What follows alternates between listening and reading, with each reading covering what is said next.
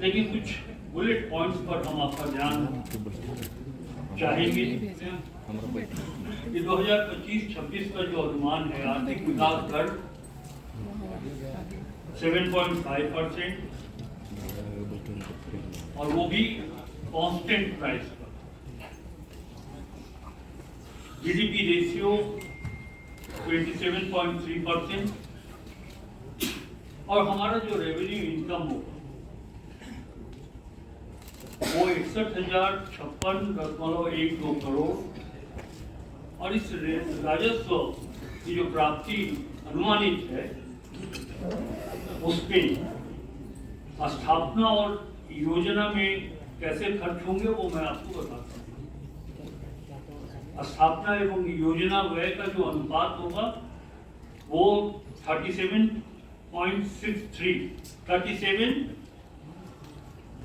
स्थापना में और 63 स्कीम हेड में प्रावधान किया गया है राशि के व्यय होने का।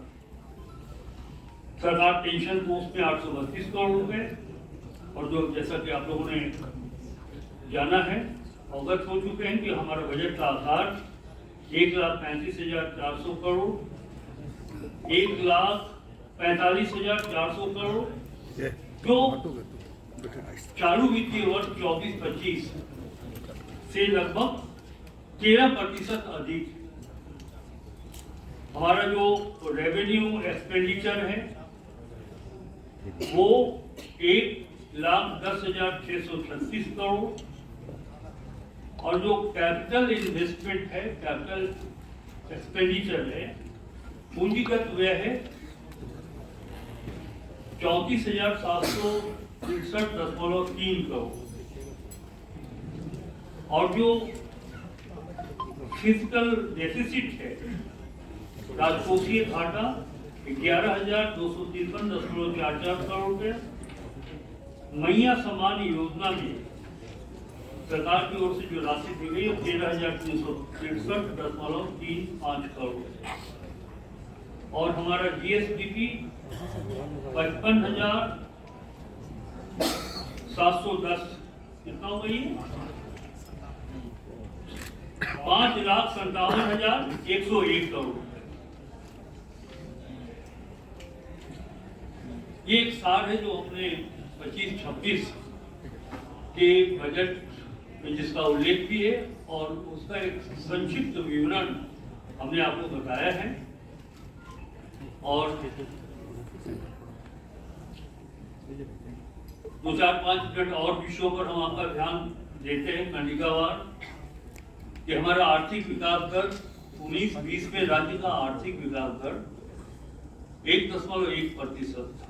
कोरोना काल में विषम परिस्थितियों को अपवाद माने तो वर्ष 2022-23 में अप्रत्याशित सुधार के साथ आर्थिक विकास दर 7.8% कांस्टेंट प्राइस रहा। वर्ष 23-24 में राज्य का विकास दर 7.5% कांस्टेंट प्राइस रहा तथा वर्ष 25-26 में जो अनुमान है वो 7.5% था।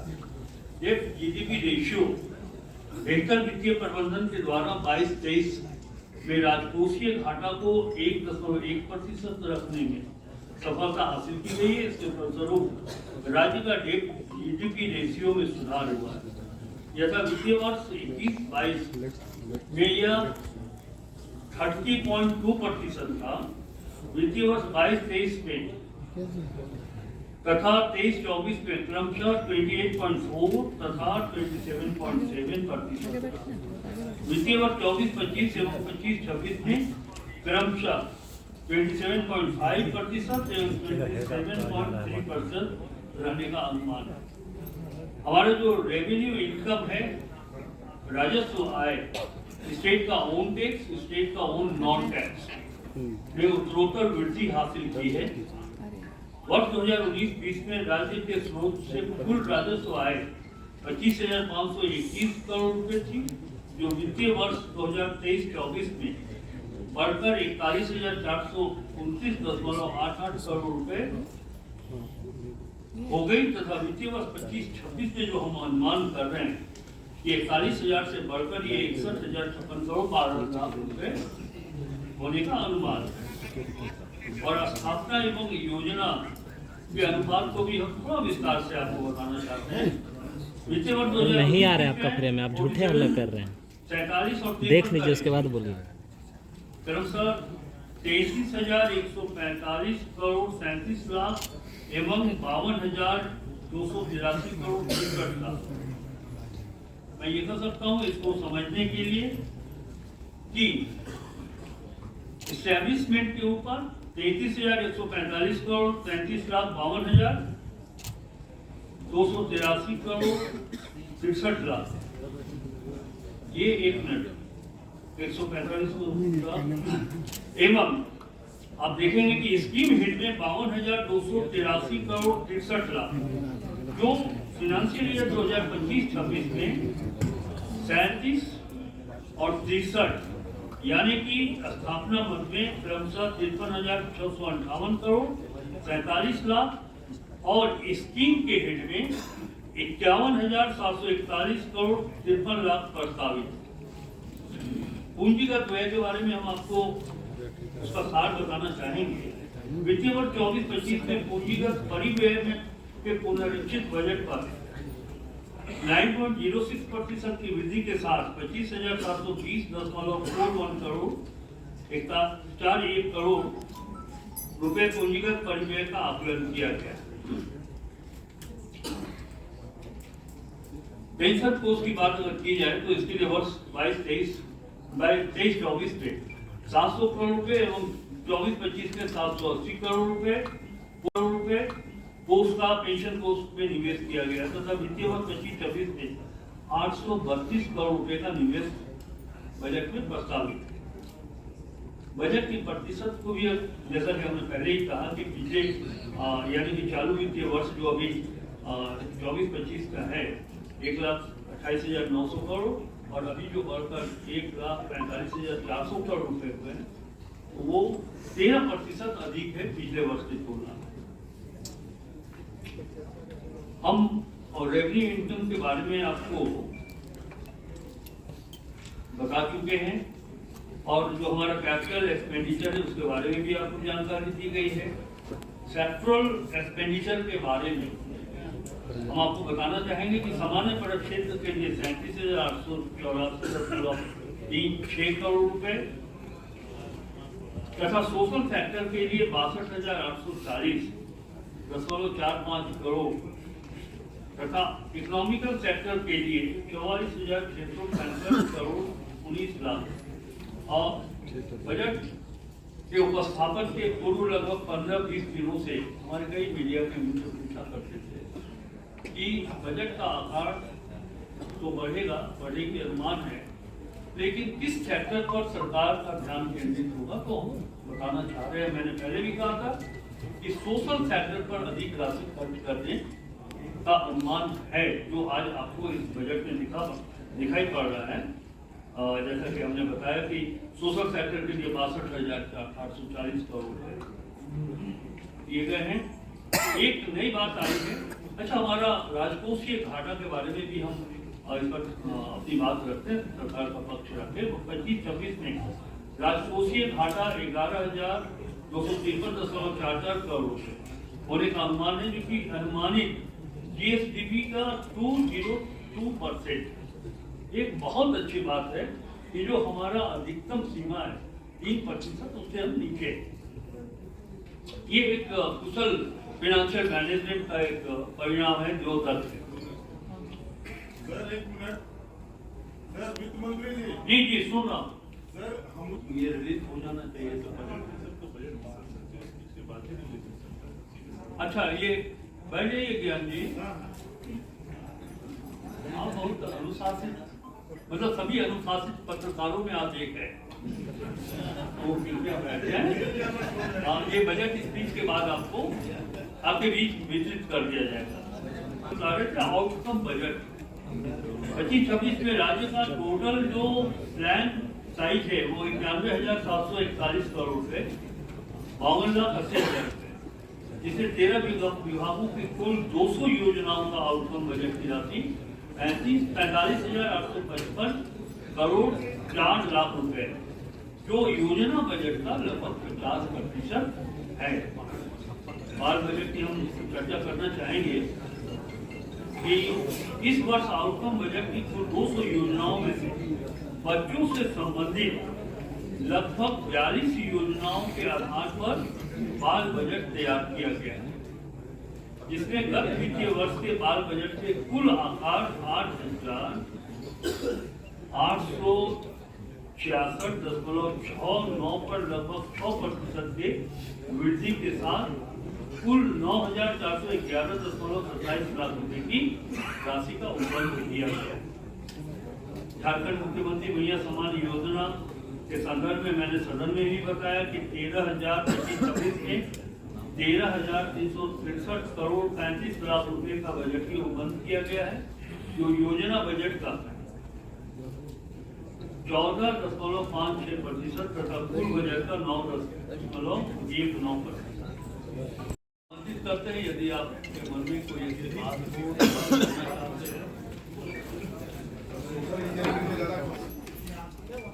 हम एक चीज गौर करेंगे माननीय प्रतिनिधि, आप उसको अगर आप इस रूप से देखें कि जब राज्य का निर्माण हुआ था 2000 में और 2000 से लेकर के 2024 तक की बात करें और बजट को गौर से देखें, आपने कहा कि इंफ्रास्ट्रक्चर पर इस बजट में क्या उपबंध किया गया।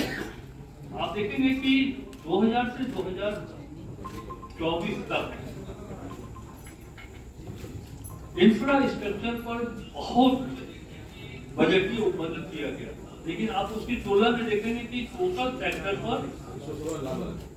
सेक्टर पर वो प्राथमिकता निर्धारित नहीं की गई। लेकिन इस वित्तीय वर्ष में ये स्पष्ट हम लोगों ने किया है कि इंफ्रास्ट्रक्चर पर 24 वर्ष तक काम हुआ है, अभी काम होगा। इंफ्रास्ट्रक्चर पर भी बजटीय उपबंध किए गए हैं, लेकिन हमारी सरकार ने प्राथमिकता दी है सोशल सेक्टर के ऊपर।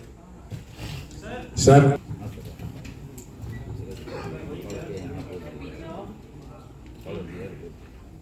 देखिए, एक चीज आपको हम बताना चाहेंगे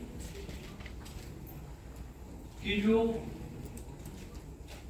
नीति आयोग या दूसरे आर्थिक संस्थाओं की मान्यता दी गई कि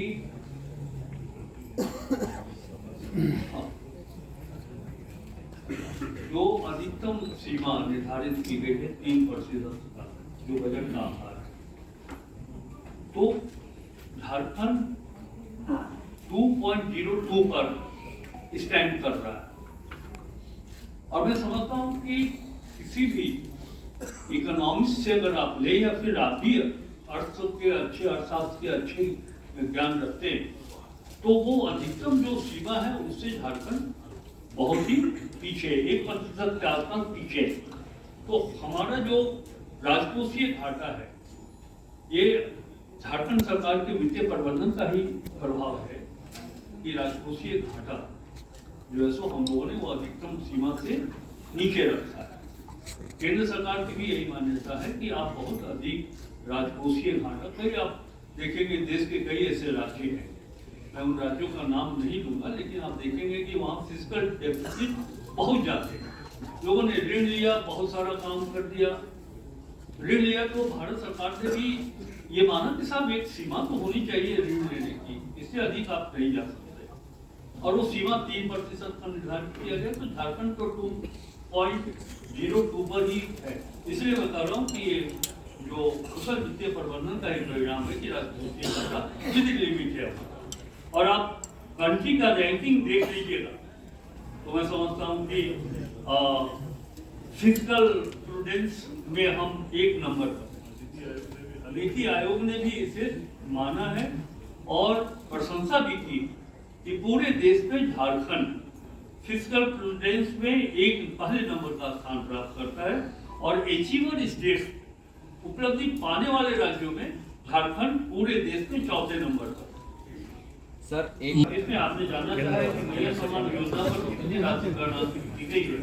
13,363 करोड़ 35 लाख रुपए का बजटीय उपबंध। आप क्या पूछ रहे थे? मैं समझता हूँ कि मैं फिर भी उत्तर करता हूँ। आपके पहले भी एक प्रश्न पूछा जा चुका है कि किस सेक्टर पर आप कितना खर्च कर रहे हैं। नहीं, सबसे ज्यादा तो देखिए नंबर आप जानना चाहते हैं तो एक अनुमानित बजट एक अनुमानित नंबर जरूर बताया गया था कि लगभग 55 लाख लोगों को हम लाभान्वित करेंगे, लेकिन ये पूर्ण रूप से वही निर्धारित है ये नहीं माना जा सकता। नंबर घटेंगे भी, नंबर बढ़ भी सकते हैं। अगर नंबर बढ़े तो हम उसमें अधिक उत्पन्न करेंगे, अगर नंबर घटे तो यह 13,000 जो 306 करोड़ रुपया उसमें भी कमी आएगी। इसलिए नंबर अभी बता पाना या किसी भी अवसर पर बता पाना कि ये एग्जैक्ट नंबर क्या होगा वो संभव नहीं है। हेलो सत्यजीत जी, आपकी अंदेशा को मैं दूर करना चाहता हूँ। ये बात बिल्कुल सही है कि भारतीय राष्ट्रीय कांग्रेस झारखंड विधानसभा के चुनाव के परिप्रेक्ष्य में अपने घोषणा पत्र में इस बात को रखा था, यह रखा है कि हम 450 रुपए प्रति गैस सिलेंडर लोगों को उपलब्ध कराएंगे सब्सिडी के साथ।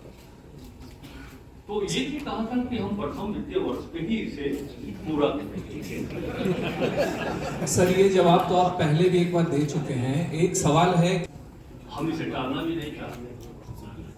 जब वित्त मंत्री के रूप में राधाकृष्ण किशोर इस बात को कह रहा है तो भरोसा रखिए, पार्टी कांग्रेस पार्टी की घोषणा है और झारखंड मुक्ति मोर्चा और हमारे जो सहयोगी दल हैं राजद सब इस बात को मानते हैं कि गैस सिलेंडर 450 में कहा वो उपलब्ध कराए लोग। लेकिन हम अपने वित्तीय स्थिति को भी देखकर संभव है कि अगले वित्तीय वर्ष में या 5 वर्षों के कार्यकाल के पहले, और मैं कोशिश करूंगा पहले तो मतलब ये कोई राजनीतिक उत्तर मैं नहीं कर रहा हूँ। क्या साहब 5 साल आपने तो घोषणा करके चुनाव जीत लिया, फिर 5 साल के बाद आप क्या करेंगे नहीं करेंगे, नहीं। आप निश्चित जानिए कि अच्छी संभावना है कि आने वाले अगले वित्तीय वर्ष में 25-26 के बाद 26-27 वित्तीय वर्ष में आप देखेंगे कि जो घोषणाएं की गई थी, जो घोषणा गैस सिलेंडर के संदर्भ में किया गया था, वो घोषणा को हम पूरा करेंगे। सर कि हम अपनी राशि को ला सकते हैं।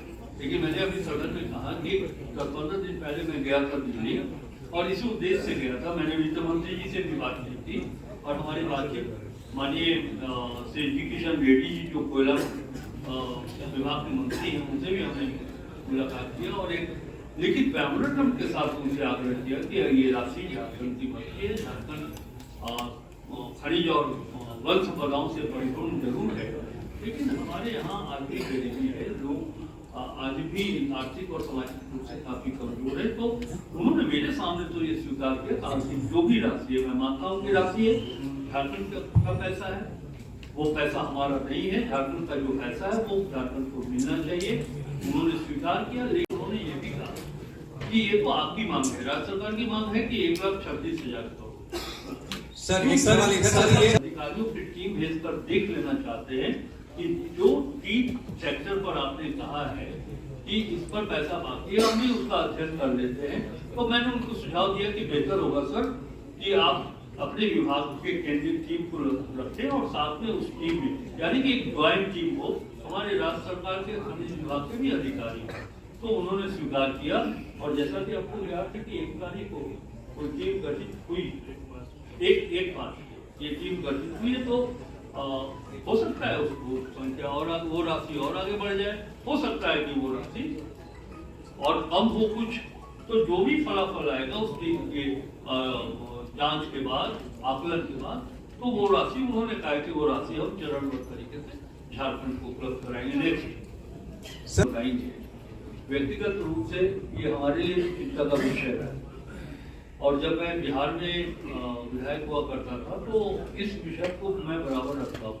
मैंने ये देखा है कि कई ऐसे विकसित राष्ट्र, जैसे आप बात कर रहे हैं जापान का, तो वहाँ 60% फॉरेस्ट है और 40% पर बाकी कल कारखाने हैं, इंफ्रास्ट्रक्चर है।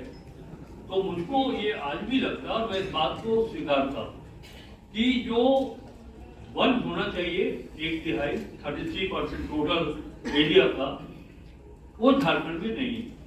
जनरली अगर आप 1950 से तुलना करते चलेंगे तो आप देखेंगे कि वो वनों की कटाई हो, वनों को क्षति पहुंचाया गया, और धीरे धीरे शुद्ध जो प्योर फॉरेस्ट है वो प्योर फॉरेस्ट में बहुत कमी आई है। और जो देखिए गौर करिएगा, मैं कह रहा हूँ प्योर फॉरेस्ट, जंगल झाड़ को भी फॉरेस्ट माना जाता है, लेकिन जंगल झाड़ का जो फॉरेस्ट है, जंगल झाड़ का जो फॉरेस्ट है वो हमारे जलवायु को बेहतर बनाने में वो सपोर्टिव नहीं होते। प्योर फॉरेस्ट पर व्यक्तिगत रूप से ये हम चिंता करते हैं कि प्योर फॉरेस्ट होना चाहिए। 33% जो हमारा एरिया लैंड है टोटल, उसमें 33% में फॉरेस्ट होना चाहिए, ये हमारे लिए भी चिंता है। और हाँ, आप देखेंगे कि जब राज्य अलग हुआ था तो ये 22%, 23% आप मुझको याद है, हाँ, आज हम बढ़कर के 33% पर पहुंचे, 30% पर, सॉरी 30% पर हम पहुंचे।